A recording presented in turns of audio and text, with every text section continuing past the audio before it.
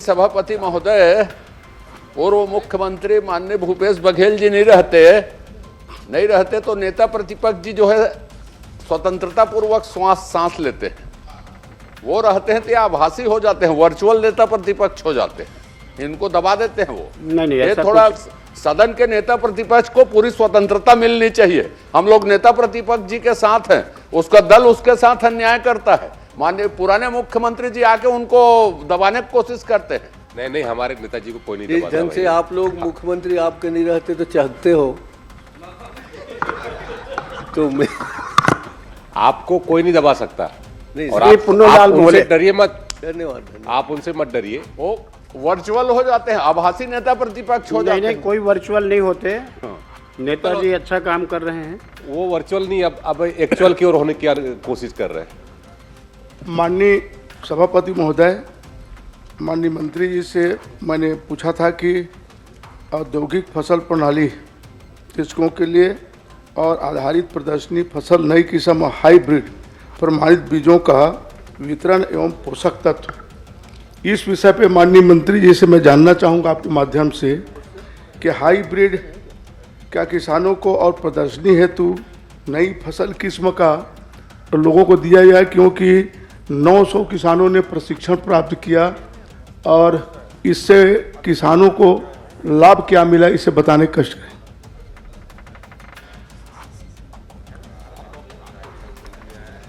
सभापति महोदय, हमारे बहुत ही वरिष्ठ माननीय सदस्य जो सदन के कई बार सदस्य भी रहे और लोकसभा के भी लगातार 4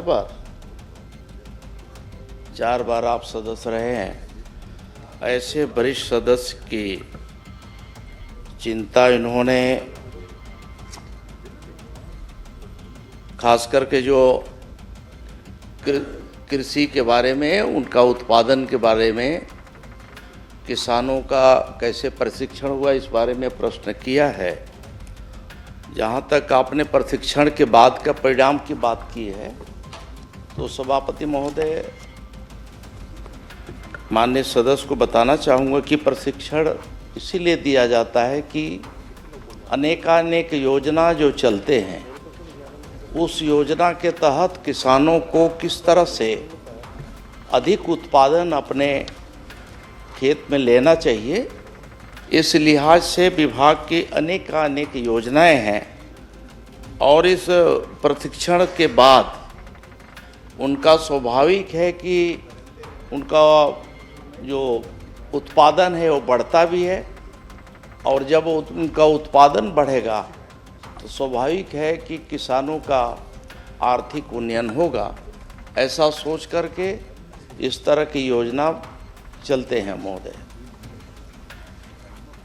नहीं, मेरा उत्तर नहीं आया माननीय जी। मेरा ये कहना है कि प्रदर्शनी और हाइब्रिड का भी प्रदर्शन और आपका प्रशिक्षण दिया गया, तो क्या मैं जानना चाहता हूँ कि सिर्फ मात्र प्रशिक्षण ही दिया गया कि हाइब्रिड दिया गया और नए किस्म का बीज के लिए प्रदर्शन के लिए किसानों के खेत में बोने के लिए या उगाने के लिए दिया गया, क्या ये मैं जानना चाहता हूँ। अरे आप तो पुराने बीज वाले हैं, नया बीज कहाँ से आ गए आप?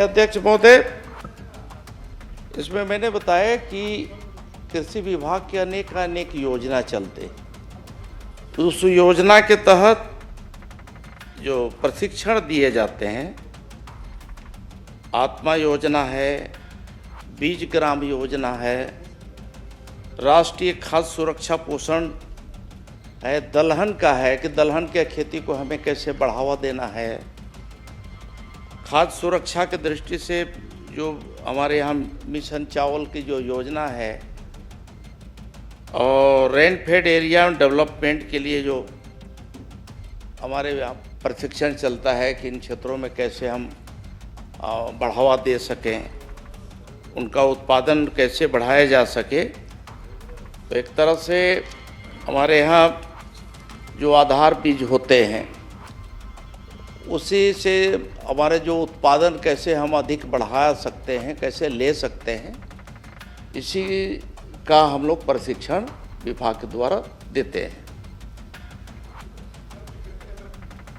कहते हैं कि नहीं, प्रदर्शन होती है हर समय, किसानों को बीज दिया जाता है निःशुल्क, उन बातों को मेरे बताने कष्ट करें। दूसरा, यह प्रशिक्षण देने वाले अधिकारी कौन कौन थे, कितने अधिकारी प्रशिक्षण दिए, ये बताने कष्ट करें, किन किन पद वाले। निश्चित ही जो प्रदर्शन होते हैं सभापति महोदय, वहाँ मिनी किट उन्हें दिया जाता है, जिससे कि उससे उत्पादन जो लेते हैं उनके उत्पादन को बढ़ाने की दृष्टि से भी लिया जाता है। और दूसरा एक होता है प्रदर्शनी में कि उसी उनका बीज लेकर उनसे फिर हम बीज ले लेते हैं, जिससे कि बाकी किसानों में वितरण किया जा सके अगले साल के लिए। इस तरह के भी योजना होती है। और जहाँ तक आपने प्रशिक्षण के बारे में पूछा है, तो प्रशिक्षण में भी अध्यक्ष महोदय अलग अलग जो संख्या है, संख्या के हिसाब से जो व्यय राशि है हमने बताया है, और जो प्रशिक्षण देने वाले अधिकारी हैं उसके बारे में कहेंगे तो बहुत लंबी सूची है, मैं एक एक करके बताऊंगा। आप अगर जानना चाहेंगे तो बहुत सारे हैं, जैसे उन्नत कृषि के लिए खाद्य सुरक्षा मिशन तिलहन योजना के तहत जो प्रशिक्षण हुआ, इस प्रशिक्षण में श्रीमती नेहा लहरे, डॉक्टर एस.के. लहरे, फसल प्रणाली आधारित जो प्रदर्शनी है आप उनको उपलब्ध करा देंगे ना? और मंत्री जी, माननीय मंत्री जी, आप उपलब्ध करा दीजिए, समय बहुत लगेगा उसमें पढ़ने में। हाँ, बहुत है, लंबा है, इसीलिए अगर इसलिए आप चाहें उपलब्ध तो करा मैं दीजिए पूरी माननीय सूची सदस्य दे को। दूंगा, उसमें है ना। एक प्रश्न और कर लीजिए, अंतिम प्रश्न। हाँ, आप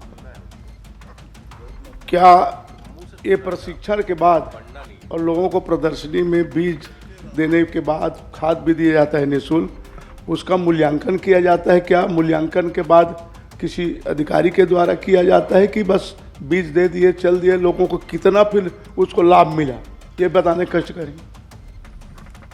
सभापति महोदय, एक ये संख्या बहुत बड़ी होती है, इसलिए मिनीकेट जितना वितरण करते हैं, जो नाम नीचे से चयनित होकर के एक तरह से आता है किसानों को, उसको जब हम देते हैं तो ये अपेक्षा से देते हैं कि इसका सही उपयोग करेगा, और अधिकांश किसान जो है उसका सही उपयोग करते हैं। ये बात सही है कि जिनको हम देते हैं उनका 100% हम उनका मूल्यांकन हम नहीं कर पाते हैं। इस तरह की अभी हमारे यहाँ कोई प्रणाली अभी नहीं विकसित हुई है।